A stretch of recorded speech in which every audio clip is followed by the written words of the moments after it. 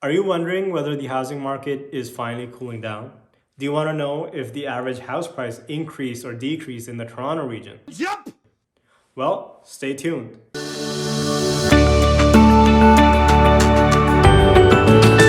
everybody, Rohit here from North Maple Real Estate.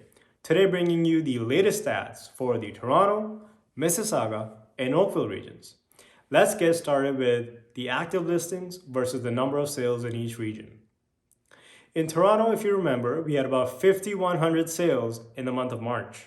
That's ridiculous. That number decreased to 4,700 in April. Meanwhile, the active number of listings increased from 3,900 in March to just above 4,600 in April. In Mississauga, we experienced a similar trend where we went from 1,400 sales in the month of March to just 1,250 in the month of April. And we went from 890 active listings in March to just above 970 in April. In Oakville, what happened? 600 sales in the month of March.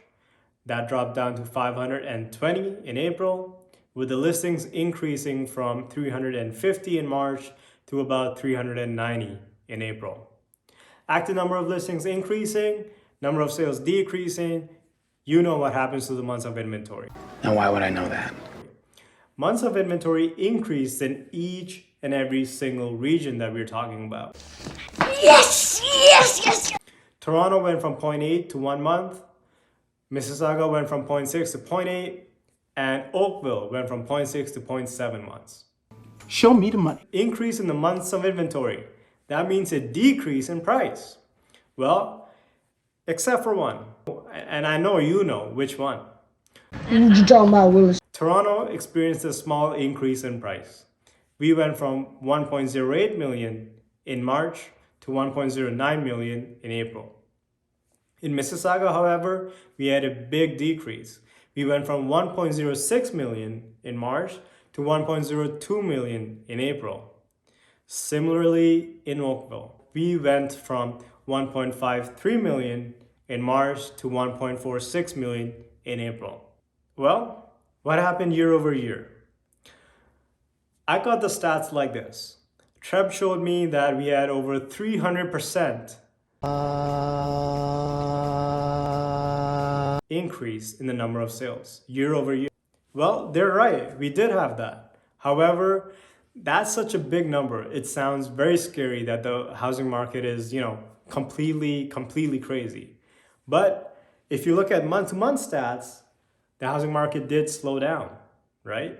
So year over year, let's take a look at that. Let's take a look at the average price year over year. The average price increased in Toronto from 0.88 to 1.09 million. So an increase of about 24%. In Mississauga, we went from 0.83 million to 1.02 million, an increase of about 23%. And in Oakville, like usual, we had the highest gains. We went from 1.014 million to about 1.45 million in April, an increase of 37%. So overall, from year over year, prices increased, but month to month, the prices decreased a bit for the Mississauga and Oakville regions and slightly increased in Toronto.